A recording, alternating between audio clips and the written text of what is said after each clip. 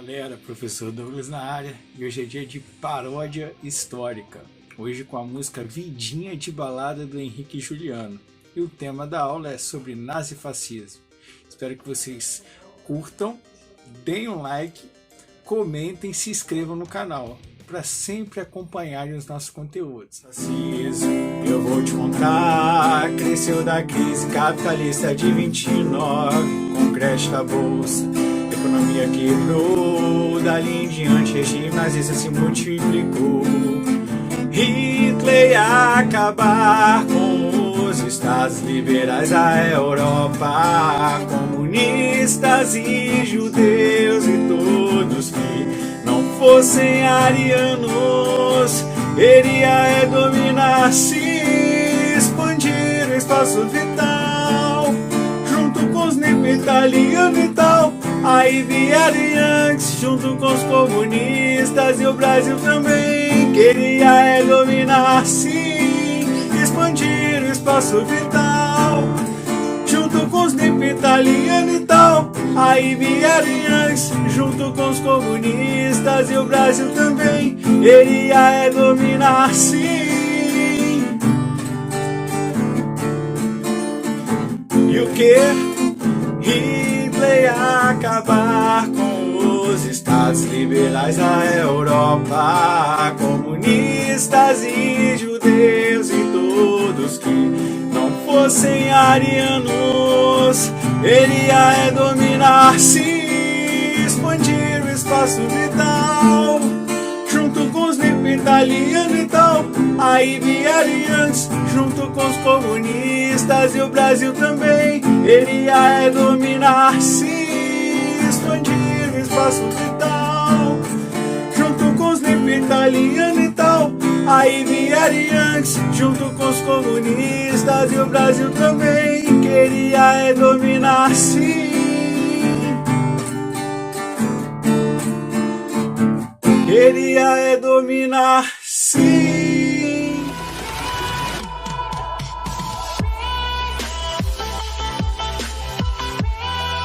Espero que vocês tenham curtido a paródia. Agora vamos para a nossa aula, que é nazifascismo. Antes de qualquer coisa, nós precisamos de entender as consequências da Primeira Guerra Mundial. O nazifascismo vai se desenvolver no período chamado Entre Guerras, que está entre a Primeira Guerra Mundial e a Segunda Guerra Mundial. É interessante destacar que, para quem vivia na época, a Segunda Guerra Mundial não era uma coisa já dada a acontecer, era uma possibilidade, né? Mas aí nós que estudamos a história da perspectiva posterior aos dois eventos, intitulamos aquele período entre a Primeira e a Segunda Guerra Mundial de Entre Guerras. Quais as consequências da Primeira Guerra Mundial que tiveram uma importância gigantesca nos acontecimentos do Entre Guerras? Primeira coisa, os Estados Unidos, que foi um país que partiu depois na Revolução Industrial, a Guerra Mundial desponta como o país mais rico. A segunda questão que surge da Primeira Guerra Mundial, que é um país socialista. O maior país do mundo, a Rússia, havia se tornado um país socialista. Terceira coisa, surgiram vários países na Europa da desagregação dos antigos impérios que foram derrotados na Primeira Guerra Mundial. O Império Austro-Húngaro, por exemplo. Você teve o surgimento de vários países que faziam parte daquele império. O Império Russo também, quando o país se retirou da guerra, houve uma revolução socialista no país e surgiram vários novos países ali daquele antigo império. É importante destacar que a Alemanha, que era a cabeça, pode-se dizer, da aliança que lutou contra a Tríplice Entente, foi derrotada na guerra e sofreu sanções fortíssimas da Inglaterra e da França. Sanções são o quê? Eles fizeram um acordo de paz, porém a Alemanha sofreu vários, entre aspas, castigos, como ser obrigada a não ter uma marinha de guerra, reduzir o seu exército de maneira drástica e perder territórios ricos em matérias-primas, como os alemães na época chamavam de uma espécie de humilhação que o país sofreu após perder a guerra.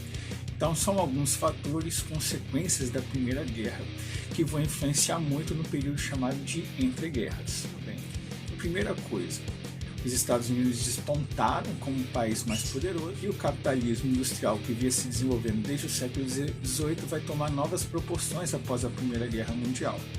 E aí eu quero destacar duas coisas sobre esse tipo de estrutura, esse sistema econômico, que é o seguinte. Primeiro, você tem uma desigualdade interna nos países capitalistas. Você tem uma classe empresarial que está no topo da sociedade desde o século XVIII, XIX. Você tem os proprietários de terra e abaixo você tem toda aquela classe que produz tudo. São trabalhadores e camponeses. Então tem uma desigualdade muito grande na distribuição de renda desses países capitalistas. Segunda questão é que entre os países capitalistas existem desigualdades. Existem alguns países que estão na ponta do capitalismo, que são chamados de centro do capitalismo, países centro do capitalismo, que dominam países periféricos, da periferia do capitalismo. Então, tem essas duas desigualdades internas e externas a todos os países que estão incluídos dentro do mercado internacional. Vários países vão ter internamente disputas de ideologias que vão tentar dizer qual é o melhor caminho que o país tem que tomar. Afinal de contas, surgiram novos países na Primeira Guerra Mundial e já tinham outros países que haviam sido colônias que estavam tentando se desenvolver naquele momento. Então existia uma disputa interna nesses países para ver qual projeto seria mais adequado. Então, o sistema hegemônico era o capitalista, liderado pelos Estados Unidos como o país mais poderoso. Em segundo, você tinha um país socialista que ainda estava brigando para se estabelecer, tanto que existia uma tentativa contra-revolucionária na Rússia. A Rússia vai fazer o acordo com seus países vizinhos para criar a URSS só em 1922, ou seja, vai demorar um tempo, cerca de 5 anos. Agora vejam, vai surgir um grupo diferente, e aí que entra o tema da nossa aula. Dentro de países como a Alemanha, que havia sido humilhada, da Itália, que também havia sido derrotada na guerra, e de outros países, vai surgir uma ideologia que é contrária ao capitalismo e é contrária ao socialismo. Vamos definir bem isso. O capitalismo que eu estou dizendo aqui para vocês é baseado em uma ideologia matriz, que é o liberalismo. Uma sociedade capitalista liberal tem a ideia de que quem tem que comandar a sociedade são os empresários, é a classe empresarial. Ou seja, os empresários no campo econômico gerariam produção de riquezas, né, segundo essa ideologia, empregariam pessoas, gerariam a circulação de riquezas e criariam uma sociedade na cabeça deles harmônica. Quem não se adequasse a essa sociedade sofreria as violências do Estado, menos os empresários. Por isso que eles defendiam a ideologia do liberalismo. Por quê? O Estado está para assegurar as fronteiras, a segurança pública, mas não deve intervir na economia, porque quem sabe fazer a economia girar são os empresários. Se você tem um problema social, o Estado não deve se envolver, se os empresários gerando empregos que vão gerar renda para os trabalhadores não ficarem miseráveis. Aqueles que não se adequaram, incompetência ou coisa do tipo. Então essa é a ideologia do liberalismo. O socialismo vai para outro caminho, que é a ideia de que o Estado deve intervir na economia, deve intervir nas questões sociais, tentando promover uma igualdade social, uma igualdade no consumo das pessoas, tá? E uma igualdade de status de cidadania também. E que o nazifascismo não concordava com o liberalismo. Primeiro que o liberalismo ele escolheu como regime político as democracias, seria a forma máxima de governo das pessoas, porque geraria a noção de que toda a sociedade estaria representada politicamente. Então nós temos que falar aqui sobre o surgimento de grupos autocráticos. O que é um grupo autocrático? É um grupo que surge dentro de um país com a intenção de dominar o conjunto da sociedade, ou seja, uma parcela, uma parte da sociedade que tem ideias sobre o país, sobre como o país deve se desenvolver e que domina o restante da sociedade. Inicialmente tenta, às vezes com sucesso, outros não. No caso do nazifascismo, eles vão obter o sucesso. Então vejam bem, como eu disse para vocês, o estabelecimento do capitalismo como um sistema econômico hegemônico, desenvolvido, gera desigualdades internas no país e entre esses países com outros mais fortes. Então esse grupo autocrático vai ofertar soluções que tentem tomar o poder indo contra a forma capitalista de sociedade, também contra a forma socialista de sociedade. Para isso eles vão usar da força. Esse grupo autocrático ele apela para ferramentas violentas, por exemplo. A primeira coisa que é o culto a uma liderança. Esses grupos eles sempre têm um líder, né? Louvado. Esse grupo de pessoas militantes aguerridas se tornam, vamos dizer, a tropa de choque daquele indivíduo. E para que esses líderes têm tropas de choque? Exatamente para amedrontar aquelas pessoas que ou são indecisas ou têm outro posicionamento político. E essas tropas de choque são uma característica do fascismo e do nazismo, uma forma de amedrontar tanto os inimigos quanto aquelas pessoas que não tinham posição definida, que acabavam não se contrapondo às ideias daquele partido que ia avançando até que eles tomavam o Estado e o restante da sociedade estava com medo de fazer alguma coisa contra, né? Afinal de contas, eles usavam armas, usavam a força bruta para impor o seu pensamento. O primeiro partido a tomar o Estado foi o Partido Fascista de Mussolini, em 1922, com a Marcha sobre Roma. A Marcha sobre Roma, todos com camisa preta, demonstrando o fascismo, vamos dizer, a ideia de que toda a Itália queria aquilo, né? Sendo que era um grupo fazendo uma marcha para tomar o poder. E aí depois o Hitler tenta dar um golpe de Estado na Alemanha, que foi frustrado. A Alemanha que havia se tornado uma democracia após a Primeira Guerra Mundial, e aí, né, é o alvo do nazifascismo: democracia, capitalismo, liberalismo. E o risco do socialismo derrubar o capitalismo e transformar a nação em uma nação socialista. Então Hitler tentou dar um golpe para evitar essas duas coisas. Não conseguiu, foi preso. Foi ali que ele escreveu o seu livro Mein Kampf e desenvolveu melhor os aspectos da ideologia dele, do que ele pretendia para a Alemanha. Aí tem um evento específico no final da década de 20, 1929, que vai gerar uma crise maior naqueles países recém-formados e nos países que já viviam em crise há muito tempo, como o Brasil, por exemplo. E aí, quando tem crises desse tipo, as lideranças ganham uma força muito grande, porque eles têm uma ideologia muito forte, com um plano bem traçado do que fazer. E aí opiniões muito firmes, e aí eles ganham realmente uma força grande em períodos de crise, porque eles ofertam soluções fáceis, elencam inimigos que estariam fazendo com que o país chegasse a uma situação de crise. Então Hitler ele ganhou uma força enorme depois que ele saiu da prisão, uma força popular, né? E aí em 1933 ele é nomeado chanceler, e depois que ele é nomeado chanceler da Alemanha, ele acaba com um gabinete ministerial e coloca o partido nazista à frente do Estado alemão, assim como a Itália havia feito em 1922. Agora eu quero explicar uma coisa muito importante, que são as leis do totalitarismo, descritas por Jean-Marie Domenech. Ele explica como o nazismo ele consegue sair de um grupo autocrático e dominar toda a sociedade.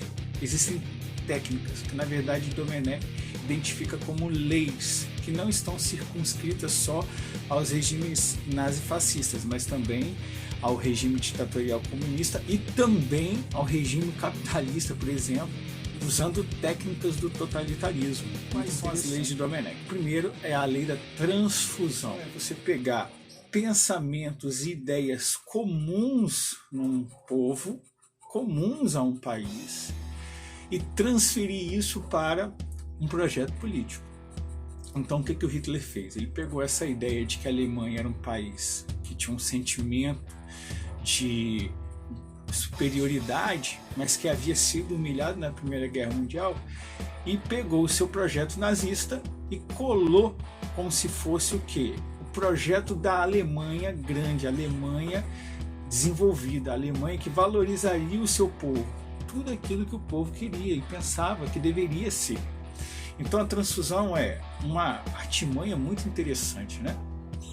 Pegar pensamentos, ideias populares e levar isso para o seu projeto político, porque as pessoas vão concordar com coisas que parecem com o que elas acham bom, né? Então essa é a lei da transfusão, vamos dizer, a base do nazifascismo. A segunda coisa é a lei da simplificação. Você não consegue engajar pessoas, unir pessoas, se você não tiver um enredo novelesco. Então, o que é a simplificação? Você cria um inimigo e simplifica ele. Todo mundo que se colocar contra o partido nazista ou o partido fascista são os inimigos.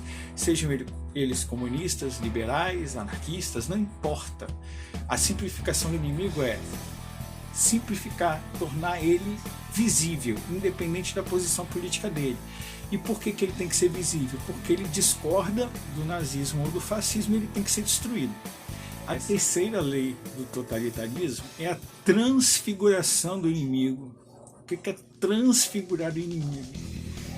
Para você fortalecer o seu grupo autocrático e convencer o restante da população de que o seu projeto é o mais correto e aqueles que se colocam contra estão errados, você transfigura a imagem deles para algo demoníaco, algo que soe para toda a população como algo assim aterrorizador.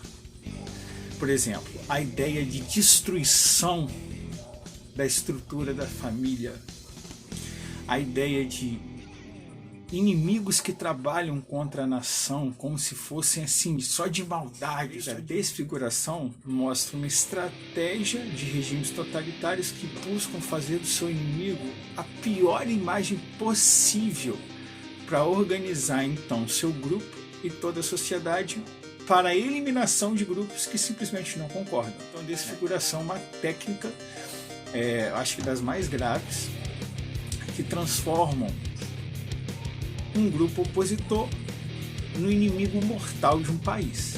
A quarta lei é a da unanimidade. E aí que entra a propaganda nazista e a violência nazista. O que é criar a ideia de unanimidade? Todos estão com Hitler, todos estão com Mussolini. E como criar essa ideia? Primeiro, através da violência. Você aterroriza as pessoas, eles aterrorizavam as pessoas através do uso da violência, da ameaça, né, para que as pessoas ficassem com medo de se pronunciarem. Né? Quando as pessoas insistiam em se pronunciar, tomavam porradas ou eram até mortas. E aí acaba que quem se opõe àquelas ideias de país ficavam quietos, e quem se opunha demais era eliminado. Só vai falar quem concorda com o projeto nazista, a sociedade, naquelas pessoas que não são muito ligadas à política, ou aquelas pessoas que não têm tantas convicções sobre política, vai gerando o quê? A ideia de que realmente o partido nazista está bombando, então eu tenho que apoiar ele. Então é uma técnica de criar uma ideia de que todo mundo concorda com o partido nazista. Isso é produzido por esse grupo autocrático.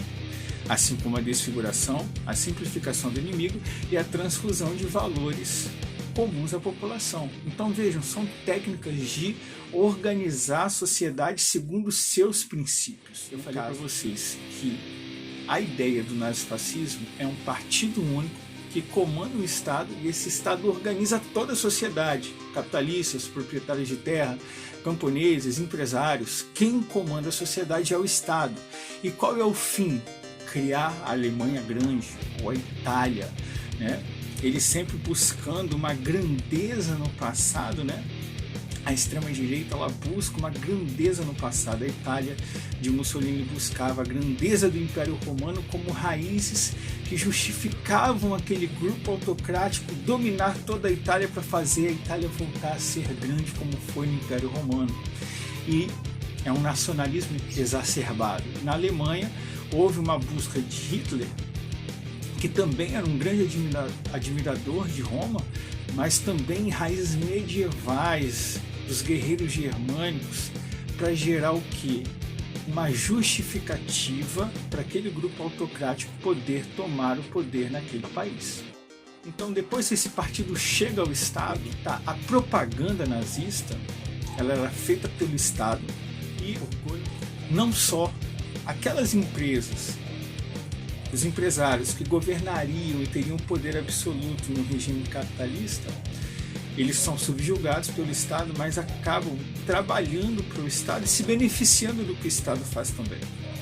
Então, existe a lei da orquestração, em que o Estado totalitário, usa as empresas para fazerem a propaganda do regime.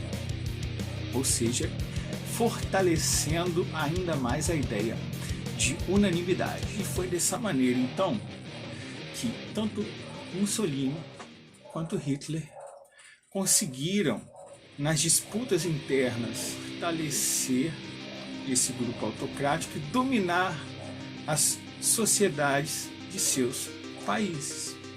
Uma das questões eu falei da desigualdade interna dos países, que geram essa chance de líderes espetaculares surgir. Também tem as desigualdades entre os países. A Alemanha, antes de Hitler, tinha como maior emprestador de dinheiro os Estados Unidos. Então pode-se dizer que Hitler fez muito da sua propaganda anticapitalista e antiliberal contra os Estados Unidos. E a ideia do próprio Hitler era criar a Alemanha como um centro de um império mundial. Aí que tá. Hitler fez muito dessa propaganda. A Alemanha era explorada de maneira, vamos dizer, injusta historicamente, porque existindo, segundo os nazistas, agora eles teriam o direito natural de invadir outros países para expandir o seu espaço vital. Hitler conseguiu criar nos alemães, não em todos, mas em boa parcela dos alemães, a ideia realmente eles eram uma raça superior a outras. Eram os arianos, a raça ariana seria superior aos outros. Veja a transfusão, né? O povo alemão achava que realmente tinha um valor acima e tudo, e estava sendo desprezado. Aí chega um cara e diz, não, vocês são de uma raça superior. E a gente tem o direito de tomar outros povos para expandir a nação alemã. Então, o nacionalsocialismo se restringe ao quê? A uma valorização da nação, tentativa de dar benefícios a todos da nação alemã, à revelia dos outros países. E aí a Alemanha e a Itália vão começar o seu expansionismo, desenvolvimento da nação. O que é o espaço vital? São terras, territórios que tenham matérias-primas, mão de obra para atender aos interesses do centro do império, no caso a Alemanha e a Itália.